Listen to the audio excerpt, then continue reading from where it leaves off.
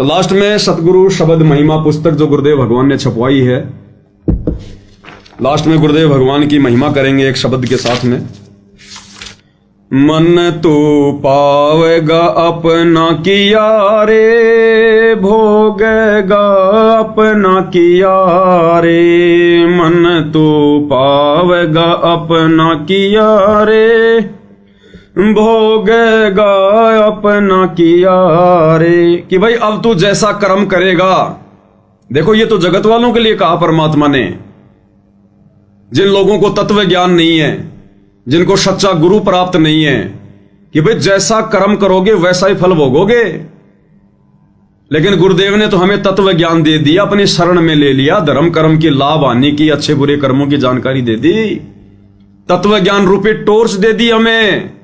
अगर कोई भ्रमित भी करना चाहे, गुरुजी के वचनों के विरुद्ध हमें अगर वो लगाना चाहे, तो गुरुदेव ने कहा कि पहले मेरे वचनों से तोल लेना, सत्संगों से विचार कर लेना, इस वहम में मत रहना कि ये तो गुरुजी का बेटा है, गुरुजी की बेटी है, मेरी गुरु बहन है, ये गुरु माता है, ये मेरा कोऑर्डिनेटर है, यहां कोई किसी का नहीं है।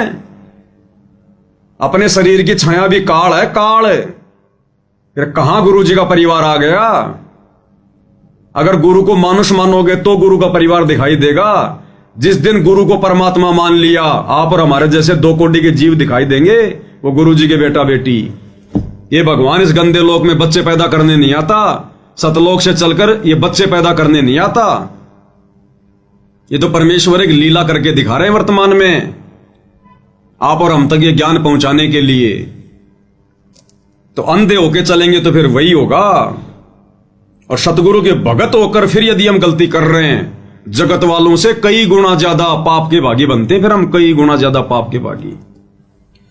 मन तू पावेगा अपना किया रे, भोगेगा अपना किया रे। मन तू पावेगा अपना किया रे, भोगेगा अपना किया रे।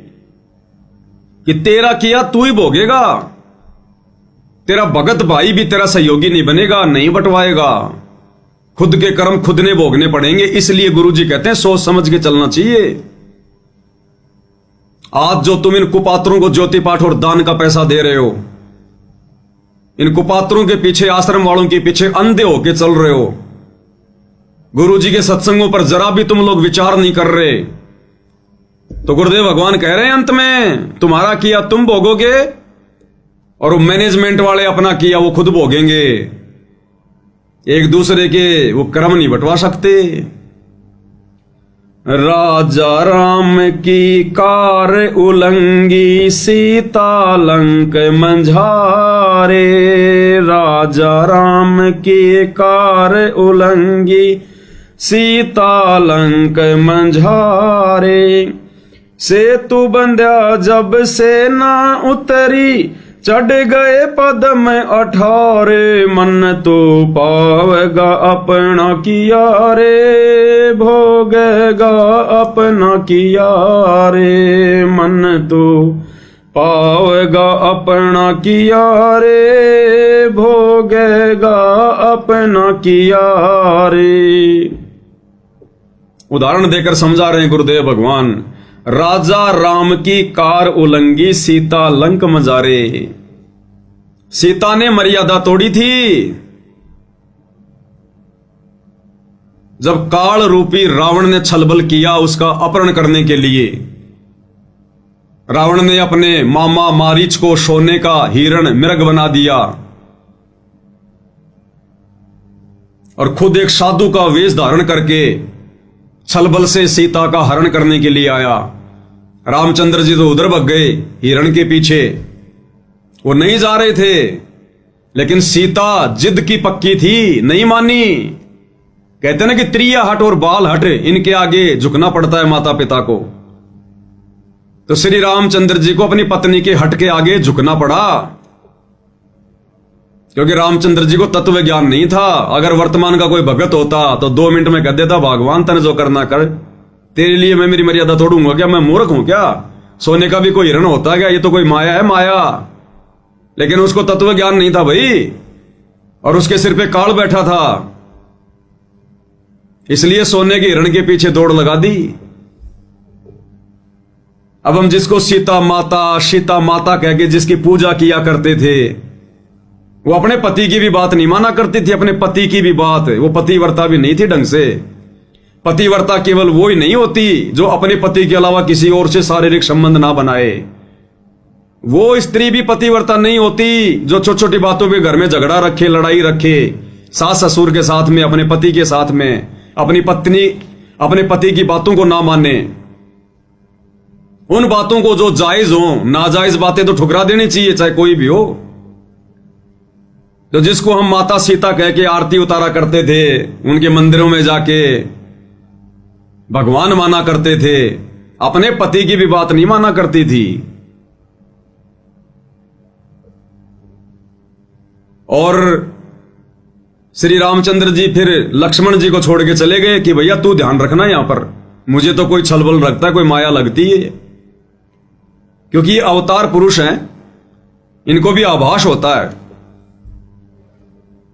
पूर्ण ज्ञान नहीं होता कि मैं अवतार हूं, मैं विष्णु हूं, ये है वो नहीं। जैसे द्रौपदी, वो दुर्गा का क्या थी, अंश, लेकिन वो दुर्गा वाला ज्ञान नहीं था उस द्रौपदी को। तो थोड़ा बहुत इनको महसूस जरूर होता है, क्योंकि ऊपर के लोगों से, आम व्यक्तियों से ज्यादा शक्ति संपन्न होके आते हैं। तो श्री रामचंद्र जी ने कहा कि मुझे कोई छलबल लगता है, कोई माया लगती है राक्षसों की, और तू यहां रहना सीता के पास में, ध्यान रखना, ये नहीं मानने वाली है, नहीं तो फिर शाम को फिर खाना नहीं मिलेगा अपने को आज। तो रामचंद्र जी तो चले गए, पीछे से लक्ष्मण जी। अब उधर से वो माया थी, काल का जाल था। श्री रामचंद्र जी की आवाज में उधर से आवाज निकाली, आकाशवाणी हुई, हाय भाई मर गया, हाय भाई मर गया। अब देखो भाई और बहनों, ये एआई तो आजकल आई है जो किसी की भी आवाज की टू कॉपी कर देती है। अब बताओ, त्रेता युग में भी एआई थी? आकाशवाणी श्री रामचंद्र जी की आवाज में हुई, बिना मोबाइलों के, बिना एआई के। ये आध्यात्मिक विज्ञान के आगे, ये वर्तमान की भौतिक विज्ञान, ये वैज्ञानिक परमात्मा से थोड़ी बहुत लेके ये प्रेरणा, और ये टीवी, रेडियो, इंटरनेट मोबाइल बना लिया, अपने आप को भगवान समझ बैठे। त्रेता में कहां थी तुम्हारी एआई, कहां थी तुम्हारी विज्ञान? आध्यात्मिक विज्ञान के आगे 0/0 है ये वर्तमान की विज्ञान, 0। आकाशवाणी हुई श्री रामचंद्र जी की आवाज में, और सीता घबरा गई कि तेरे भाई पे संकट आ गया, तू जा तेरे भाई को बचाने। अब ये दुनिया वालों ने शिक्षा लेनी चाहिए। अरे दुनिया जिस श्री रामचंद्र जी को सर्वशक्तिमान मान के, तीनों लोगों का स्वामी मान के, भगवान मान के पूज रही है, वो सीता को भी उस राम पे विश्वास नहीं था कि वो 1-2 राक्षसों का भी सामना कर लेगा। जब सुनी आवाज, हाय भाई मर गया, हाय भाई मर गया, तो सीता घबरा गई और कह रही है, जा तेरा भाई संकट में है, श्री राम संकट में है। अरे राम ही संकट में आ गया तो फिर काहे का राम है? फिर भक्तों का क्या संकट निवारण करेगा जब खुद ही संकट में आ गया? तो ये अध्यात्म से भाई और बहनों समझ में आएंगी सारी बातें। दुनिया विचार नहीं कर सकती बिना सतगुरु के, बिना उनके तत्व ज्ञान के। दुनिया चले ना श्री राम के बिना, और राम जी चले ना हनुमान के बिना। राम जी तो वहां कर रहे, आए भाई मर गया, आए भाई मर गया, और सीता को विश्वास नहीं हो रहा। उसने सोच लिया मर सकता है, कोई बड़ी बात नहीं है। और लक्ष्मण को बोले तू जा। लक्ष्मण बोला, नहीं भाभी, मुझे कोई काल का षड्यंत्र लगता है, ये कोई माया है, मेरे भाई पे संकट नहीं आ सकता। तो गुरुदेव ने बताया, अंत में सीता ने ऐसी कटी जली बातें कह दी कि तू तो ये चाहता कि तेरा भाई मर जाए और तू मुझे अपनी पत्नी बना ले, तेरी नीयत में खोट है। अंत में यहां तक सीता ने बोल दिया, जिसको हम माता कह के जिसकी पूजा करते हैं। अरे जिस माता सीता का अपने देवर के साथ में ऐसा व्यवहार है, आप और हम कलयुग के भगत उसके क्या लगे? कितनी मंदिर में जाके घंटियां खुड़कवा लो, कितनी जय राम सीताराम कर लो, कुछ नहीं होने वाला। जो अपने देवर के साथ में ऐसा व्यवहार कर सकती है, अपने देवर के ऊपर भी शंका व्यक्त कर सकती है, वो लक्ष्मण जिसने 14 साल तक अपनी पत्नी को त्याग कर अपने भैया और भाभी की सुरक्षा के लिए उनके साथ में रहा, अंत में उसको ये फल मिला तो ये फल मिलता है जगत की गुलामी का। अंत में बेचारा दुखी होकर चला गया, लेकिन जाने से पहले एक रेखा खींच गया सीता के चारों तरफ, कोई मंत्र बोल के। उसको लक्ष्मण रेखा तो आप और हम बोलते हैं, असल में वो कोई सिद्धि थी जो मंत्र बोल के एक रेखा खींच दी। उसने नहीं कहा था कि मैंने लक्ष्मण रेखा खींच दी, वो तो हम कह रहे हैं क्योंकि लक्ष्मण ने खींची थी इसलिए हमने उसको लक्ष्मण रेखा का नाम दे दिया। और रेखा का नाम नहीं था लक्ष्मण रेखा, लक्ष्मण ने खींची इसलिए हम लोग बोलने लग गए। वो तो उसने कोई अपना कोई जंत्र मंत्र बोल के, जो भी उसके पास में कोई सिद्धि थी, उसने वो रेखा खींच दी और बोला इससे बाहर मत जाना और हमारे पे इतना तो रहम कर देना तू देवी। अब जो भाई जो पहले ही मर्यादा में नहीं है, अपने पति के साथ में जिद करके उसे भेज दिया, अपने देवर को उल्टी सीधी बातें बोल के उसको निकाल दिया, अब वो कहां लक्ष्मण रेखा में रहने वाली थी। इतने में उधर से रावण आ गए, भिक्षाम दे माई, भिक्षाम दे माई, साधु का रूप बना के, संत का रूप बना के आटा मांगने के लिए। तो सीता ने कहा कि महाराज जी आ जाओ, अंदर ले जाओ। तो जैसे रावण अंदर होने लगा प्रवेश, तो गुरुदेव ने बताया कि ऐसे उसमें आग की लपटें निकली।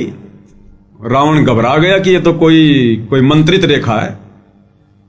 फिर रावण ने दूसरा जो है वो तरीका अपनाया, उसको डराया। इसी प्रकार भाई और बहनों, गुरुदेव ने हमें जो भक्ति दे दी, जो मर्यादा दे दी, जो मंत्र दे दी, अगर मर्यादा में रह के जाप करेंगे,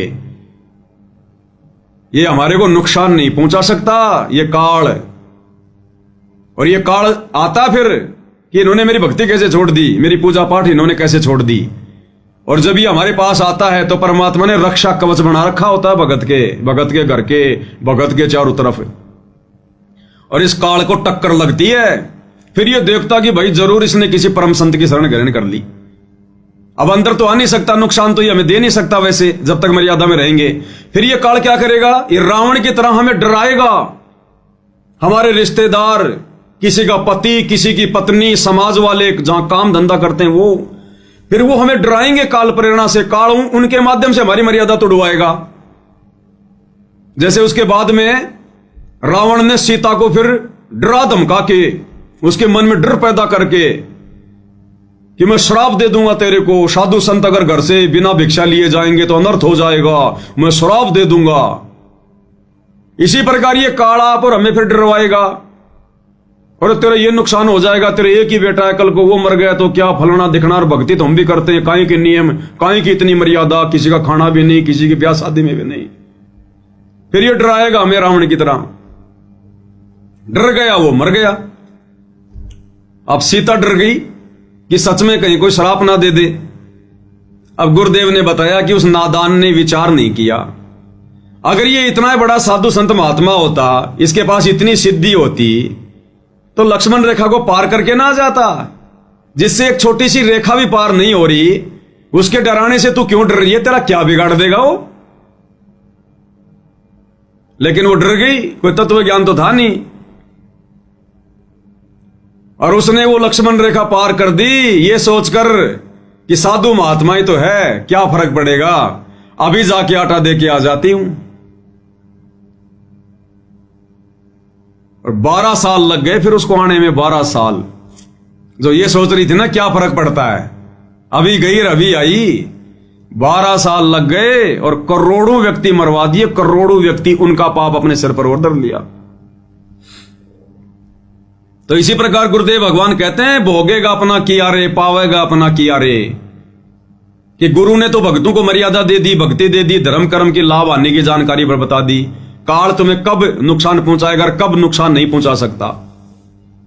अब अगर तुम हल्के में लोगे सीता की तरह इन मर्यादाओं को, कि क्या फर्क पड़ता है, छोटी सी तो मर्यादा है, क्या फर्क पड़ता है, स्टेडियम में तो बनाना है, क्या फर्क पड़ा है, हमारी 36 बिरादरी के भाई हैं, चलो आरक्षण में, अरे क्या फर्क पड़ा है, बना दो जाटों की धर्मशाला, खूब पैसा आ रहा है, क्या फर्क पड़ा है, परशुराम की जयंती में अब गैरा भाई, अरे कबीर जी की जो जयंती मना रहे हैं वो नकली कबीर पंथी सिरसा में, चलो क्या फर्क पड़ता है, बैठो बसों में।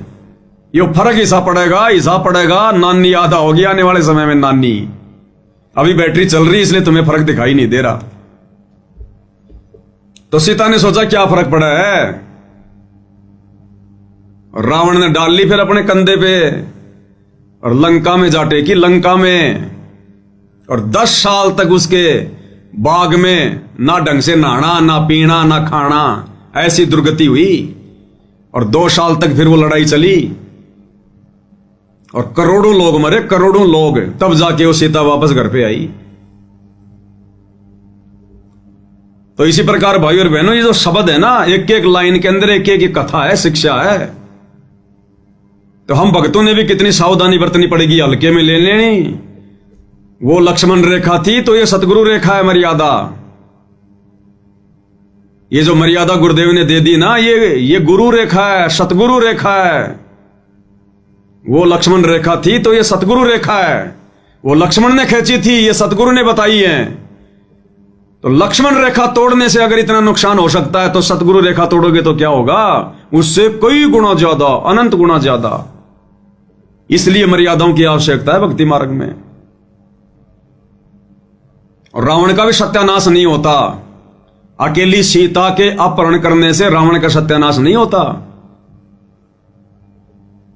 रावण का सत्यानाश गुरुदेव ने बताया, उसने साधु संत महात्माओं की वेशभूषा बना के उसने साधु बाणे को उसने लज्जित किया, उसने अन्नदेव का अपमान किया। वो कुकर्म करने के लिए काल तो साधु महात्माओं को भी बदनाम करवाना चाहता था ना उस समय, कि लोगों का भक्ति से विश्वास उठ जाए। इसलिए रावण को उसने प्रेरणा की कि तू संत का रूप बना, ताकि संतों से लोगों का विश्वास उठ जाए। और संत रूप में भगवान धरती पे आता है, तो ये काल की चाल थी। तो रावण को इस बात की सजा मिली कि उसने संत वेशभूषा को बदनाम करना चाहा, जिस वेशभूषा में यहां परमात्मा आता है। क्योंकि सत्ययुग, त्रेता और द्वापर में परमात्मा उसी वेशभूषा में उसी प्रकार से आते हैं, साधु संत महात्मा ऋषि का रूप बना के। काल ने उसी को बदनाम जो है वो करवाना चाहा। तो पहली सजा तो इस बात की मिली कि उसने संत वेशभूषा का उसने दुरुपयोग किया। जिस साधु बाणे में लोगों को ज्ञान समझाना था, धार्मिक काम करने थे, उसने सीता का अपहरण करने जैसा दुष्कृत्य किया। दूसरा, सीता का अपहरण करने के लिए उसने अन्नदेव का सहारा लिया, आटा, अन्न, इसलिए उसको सजा मिली। उसने अन्नदेव का उसने अपमान किया, अन्न के बहाने कि भिक्षाम दे माई, आटा दे। उसने अन्नदेव का अपमान किया, इसलिए फिर रावण की भी दुर्गति हुई। तो परमेश्वर आप और हमें समझाना चाहते हैं शब्द के माध्यम से। गुरुदेव का मकसद को रामायण समझाना नहीं है, ये रामायण तो हमने बहुत पढ़ रखी है। इन उदाहरणों के माध्यम से गुरुदेव समझाना चाहते हैं कि तुम्हारे साथ भी वही है। तुम अपने आप को सीता समझ लेना, हम भगत है सीता, और हमारे गुरुदेव हैं लक्ष्मण, जिन्होंने भक्ति देके और हमारे को मर्यादाओं में बांध दिया कि इस मर्यादाओं से बाहर मत जाना। जब तक हंसा हमारी आना और काल लगे ना तेरा बाणा। लक्ष्मण ने भी ये कहा था, भाभी जब तक इस रेखा के अंदर रहेगी तेरे ऊपर कोई आपत्ति नहीं आएगी। और गुरुदेव भी यही कहते हैं कि जब तक मेरी आन कान में रहोगे, मेरी मर्यादाओं में रहोगे, काल तुम्हारा कुछ नहीं बिगाड़ सकता। और रावण समझ लेना, काल वो छलबल करके और लक्ष्मण रेखा से बाहर निकालेगा, सतगुरु मर्यादाओं से, सतगुरु रेखा से बाहर निकालेगा।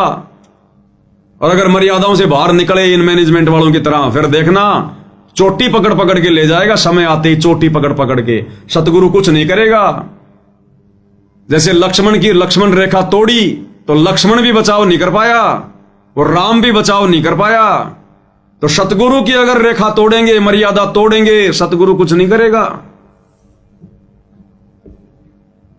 तो कहते हैं राजा राम की कार उलंगी और सीता लंक मंजारे, और सेतु बंध्या जब सेना उतरी चढ़ गए पदम 18 पदम सेना गई थी, 18 पदम।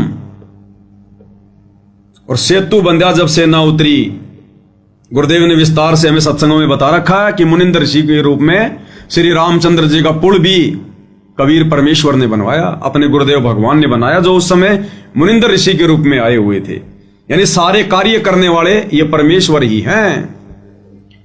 मन तू पावेगा अपना किया रे, भोगेगा अपना किया रे।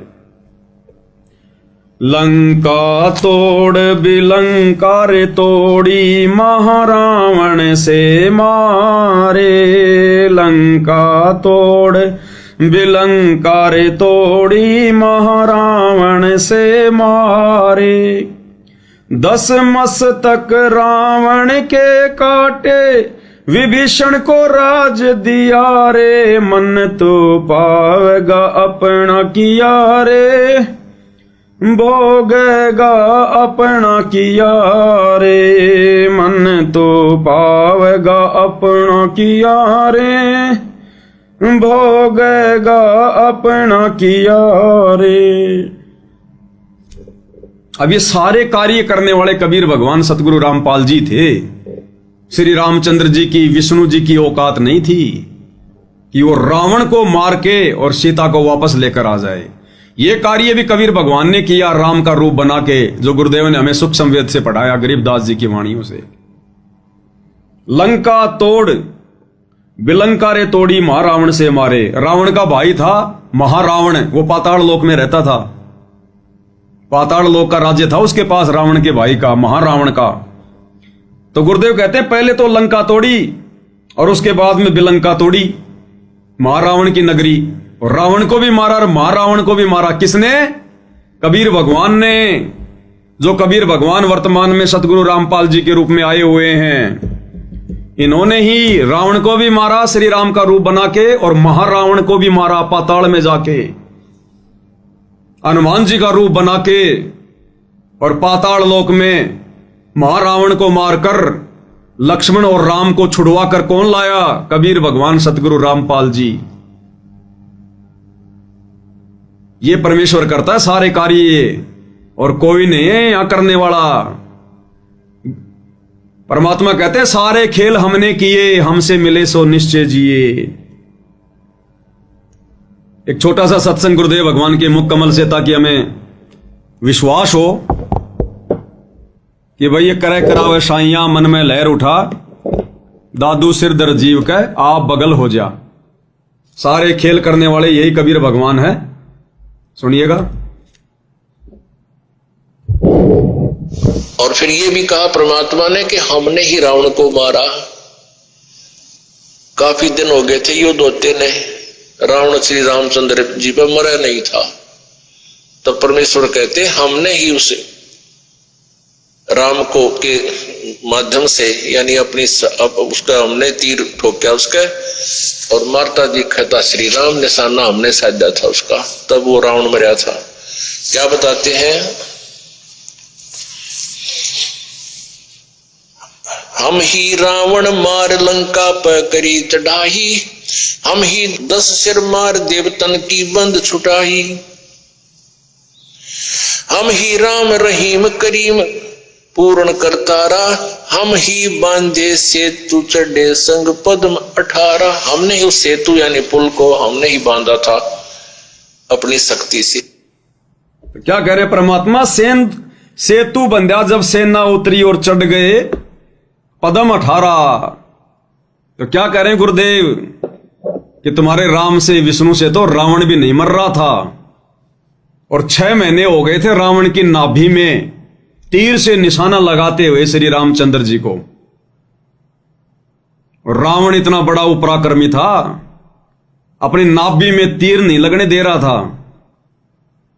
राम को तो यह भी नहीं पता था ये मरेगा कैसे। बहुत दुखी हो गया था, रोने लग गया था कि भगवान ये राक्षस तो मरता ही नहीं है।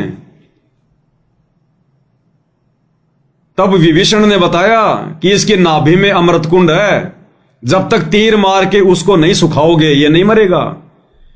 ये पता होने के बाद भी 6 महीने हो गए श्री रामचंद्र जी को उसके नाभि में तीर मारते हुए। लाखों तीर मार दिए होंगे, रावण ने नाभि में तीर नहीं लगने दिया। अंत में फिर रोने लग गए कोने में बैठ के श्री रामचंद्र, गुरुजी कहते हैं। और जब ये आत्मा पुकार करती है तब वो परमात्मा सुनता है। राम कृष्ण सतगुरु शहजादे, भक्ति कारण यूं हुए पियादे। ये भी बेचारे भक्ति के लिए निकले थे, कलयुग की पिछली पीढ़ी में भी आए थे, लेकिन रह गए, फिर काल ने ठग लिया, मर्यादा तोड़ दी, काल के हत्थे चढ़ गए, बन गए ब्रह्मा विष्णु महेश, फिर ऐसे दुर्गति करता है इनके नीचे भेज के। लेकिन फिर परमात्मा अपनी आत्माओं के पीछे पीछे दौड़ता रहता है। गोता मारूं स्वर्ग में, जा बैठूं पाताल, गरीब दास ढूंढता फिरूं अपने हीरे मोती लाल, और पहुंचूंगा क्षण एक में जन अपने के काज, हिरणा कुश उधर विदारा, नरसिंह जो धर लूं साज।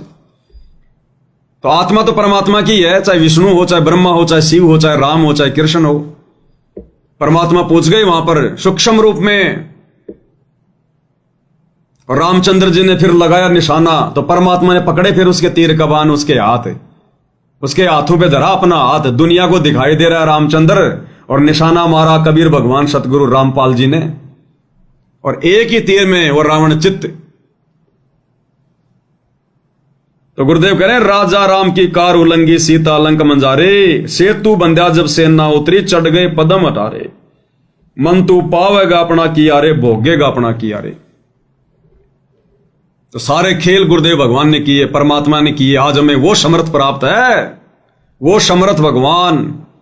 इस तत्व ज्ञान से पता चलेगा अब हम जिनकी झूठी महिमा किया करते थे, रामलीला, रामायण, श्री कृष्ण लीला, सुधा सागवत, भागवत, हम तो झूठी महिमा दे रहे थे तीन लोगों के भगवानों को। असली महिमा के अधिकार ये कबीर भगवान सतगुरु रामपाल जी हैं, और पूरी दुनिया जानेगी आने वाले समय में, मानेगी। मन तू पावेगा अपना किया रे, भोगेगा अपना किया रे।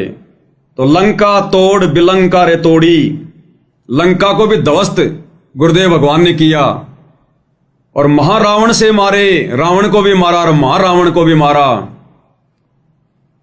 हम रमेणी में पढ़ते हैं ना, असुर निकंद रमेणी में, रावण महारावण से मारे, और 10 मस्तक रावण के काटे, विभीषण को राज दिया रे। रावण के 10 मस्तक भी भगवान ने काटे, कबीर भगवान ने। अन्यथा शंकर जी का वरदान, रामचंद्र जी कैसे काट देगा उसके शीश? वो तो अवतार रूप में आए हुए थे सीमित शक्तियां लेके। तो कबीर भगवान सतगुरु रामपाल जी ने ही श्री रामचंद्र जी का रूप बनाकर सूक्ष्म और 10 मस्तक रावण के काटे थे, क्योंकि वो 10 मस्तक काटे बिना नाभि में तीर नहीं लग सकता था। और विभीषण को राज दिया रे, और रावण के मरने के बाद में लंका का राजा विभीषण को वो राज्य दशरथ पुत्र रामचंद्र ने नहीं दिया। ये परमात्मा बुद्धि चेंज करता है। वो राज भी कबीर भगवान ने दिया, सतगुरु रामपाल जी ने, क्योंकि त्रेता युग में जब भगवान मुनिंद्र ऋषि के रूप में आए हुए थे और लंका में जाके राजा जो है वो चंद्र विजय भाट को अपनी शरण में लिया, उसके परिवार को अपनी शरण में लिया, और चंद्र विजय भाट की जो पत्नी थी वो मंदोदरी की नौकरानी थी, उसका मनोरंजन किया करती थी। तो मंदोदरी को भी जब ये ज्ञान समझने को मिला, तो मंदोदरी ने भी मुनिंद्र ऋषि रूप में आए हुए कबीर भगवान सतगुरु रामपाल जी से उपदेश ले लिया था, और मंदोदरी के कहने से फिर विभीषण ने भी ले लिया था। क्योंकि भाइयों और बहनों, लंका में तो कोई श्री राम का नाम भी नहीं जानता था, और हम लोग सुना करते थे कि जब सीता जी की खोज करने के लिए हनुमान लंका में गया, तो वो देख रहा था जा जाके एक जगह, जब वो ऊपर से जा रहा था तो देखा कि नीचे कोई राम राम राम राम कर रहा है, कोई राम राम कर रहा है। उसने, हनुमान बड़ा चिंतित हुआ कि लंका में तो कोई राम का नाम भी नहीं जानता, राम है कौन, कहां का है, और राम का नाम कौन ले रहा है यहां। वो गया वहां पर, छुप के सुना, देखा, फिर बातचीत हुई। तो लोग फिर शंका करते हैं कि जब राम का कोई नाम ही नहीं जानता था, कभी राम कभी लंका में गया ही नहीं था उससे पहले, तो रावण का भाई कैसे राम राम राम राम जाप कर रहा था। तो अब गुरुदेव ने अपने तत्व ज्ञान में बताया कि तेरी सीता के हरण से पहले मुनिंद्र ऋषि के रूप में जाके विभीषण को और मंदोदरी को इस कबीर भगवान सतगुरु रामपाल जी ने जाकर जो है नाम उपदेश दे दिया था। और उस समय परमात्मा ने यही मंत्र देने थे उनको भक्ति पे लगाए रखने के लिए, क्योंकि वो विष्णु को ही भगवान मानता था, इसलिए राम नाम का जाप दे दिया होगा परमात्मा ने। वो राम राम राम राम कर रहा अपना। ये 5 मंत्र, ये शतनाम और ये सारनाम तो वर्तमान कलयुग की पिछली पीढ़ी में देना होता है भगवान ने। इससे पहले तो छींट भी नहीं देता भगवान। उससे पहले तो वही मंत्र देता जिनको वो भगवान मान के पूजते हैं, ताकि इनकी आस्था बनी रहे। तो ये आदि राम पूछ गया था उससे पहले, राम राम शब्द जगत बखाने, आदि राम कोई बिरला जाने। ये आदि राम कबीर भगवान सतगुरु रामपाल जी ये भिन्न भिन्न वेश धारण करके और ये परमात्मा अपनी आत्माओं को सत भक्ति से जोड़ते हैं। तो वो राज्य भी उसके बाद में, रावण के मरने के बाद वो राज्य भी उस भक्ति के कारण, विभीषण के दास भाव के कारण इस कबीर भगवान सतगुरु रामपाल जी ने बख्शा, राम के अंदर वो प्रेरणा करके। अन्यथा रामचंद्र और लंका का राज्य दे दे। सोचो भाई और बहनों, जो रामचंद्र सीता जी को वापस लाकर अश्वमेध यज्ञ कर रहा है, और अश्वमेध यज्ञ क्यों की जाती थी? सभी लोगों को अपने अंडर में करने के लिए। अगर कोई रामचंद्र की अधीनता स्वीकार नहीं करता है तो ये घोड़ा पकड़ ले, युद्ध करना पड़ेगा, इसीलिए तो छोड़ा था। तो राजाओं के अंदर तो ये इच्छा होती है एक दूसरे के ऊपर आक्रमण करके उनका राज्य छीनना, अपना वो प्रभुत्व कायम करना। और उधर तो रावण मर गया, लंका उसके कब्जे में आ गई, पूरा देश उसके कब्जे में आ गया। वो छोड़ने वाला था? कभी नहीं छोड़ने वाला था। अपने भाई को बैठा देता, किसी और को बैठा देता वहां पर। लेकिन परमात्मा ने प्रेरणा की उसके अंदर कि विभीषण ने तेरा साथ दिया है, अपने भाई का साथ छोड़कर, जो कि अधर्मी था, और इसने धर्म का साथ दिया है, इसलिए यहां का राज्य इसी को देना चाहिए। इसलिए परमात्मा ने राम के अंदर सत प्रेरणा करके विभीषण को राज्य दिलाया। तो प्रेरणा किसकी? कबीर भगवान सतगुरु रामपाल जी की। करे करावे साइया मन में लहर उठा, दादू सिर दर जीव के आप बगल हो जा। और लोग कहते हैं ना कि रामचंद्र जी बड़े दयालु थे। काहे के दयालु थे भाई? इतिहास पढ़ोगे तब पता चलेगा। गुरुदेव भगवान ने क्या बताया, आप जी गूगल पे जाके सर्च कर लेना। अश्वमेध यज्ञ जब किया जाता था, जिसमें वो अश्व छोड़ा जाता था, अश्व यानी घोड़ा, वो घोड़ा छोड़ा जाता था उसके गले में बांध के पट्टी। और जब वो अश्वमेध यज्ञ वाला घोड़ा जब पूरी पृथ्वी पे घूम के वापस आता था, और जिस दिन वो अश्वमेध यज्ञ होता था, उस दिन उस घोड़े की बलि दी जाती थी। उस घोड़े को काटा जाता था और उसके मांस को प्रसाद के रूप में बांटा जाता था। यह जानकारी तो आप जी गूगल पे जाके भी देख लेना कि अश्वमेध यज्ञ के बाद में उस घोड़े का क्या किया जाता था। तो रामचंद्र जी ने अश्वमेध यज्ञ किया था, भैंस यज्ञ नहीं किया था। तो काहे के दयालु थे, काहे की दया थी? वो तो जीव हत्या करते थे, जो हत्या करता वो खाता भी होगा।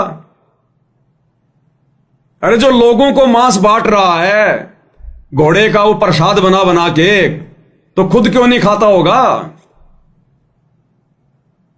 अब ये हाल था इनका, जिनको हम भगवान मान के पूज रहे थे, परमात्मा मान के पूज रहे थे। दया धर्म की कोई चीज नहीं। तो अब पता चलता है इस परमात्मा के तत्व ज्ञान से, भगवान की शरण में आने से। तो परमात्मा कहते हैं, लंका तोड़ बिलंका रे तोड़ी, महारावण से मारे, 10 मस्तक रावण के काटे, विभीषण को राज दिया रे। गुरुदेव कहते हैं ना, जय तन चाहिए राजपाट तो धर ले ध्यान हमारा। इस परमात्मा की भक्ति से ही मिलेगा राजपाट भी। बाकी राजनेताओं की रैलियों में धक्के खाने से, उनके चरण चाटने से सरपंची का पद भी नहीं मिलेगा, सरपंची का भी। ये गुरु जी के दोनों लड़के कहां फूल रहे हैं, चुनाव लड़ने की सोच रहे हैं, और बन भी गए तो निरे अपने कर्म फोड़ोगे, निरे अपने कर्म।